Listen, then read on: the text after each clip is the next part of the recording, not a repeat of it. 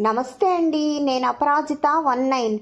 మీరు చూస్తున్న ఆలయము హంపీలోని హేమకూట పర్వతం మీద ఉన్న ఆలయము. ఇది రామలింగేశ్వర స్వామి ఆలయం ప్రక్కన ఉంటుంది. ఢిల్లీ సుల్తానులు దేవాలయాన్ని ధ్వంసం చేయటమే కాకుండా కాల్చివేయటం కూడా చేశారు. ఈ ఆలయ నిర్మాణము అత్యద్భుతముగా ఉందండి. చాలా బలమైన స్తంభాలతో నిర్మించారు.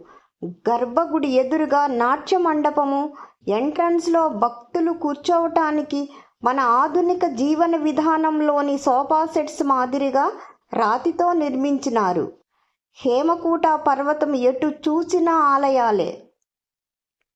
అన్నీ ధ్వంసం చేసినారు.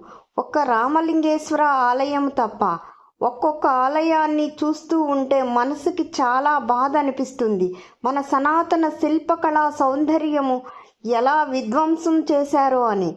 ఒక్కొక్క ఆలయాన్ని చూపిస్తాను, వీక్షించండి.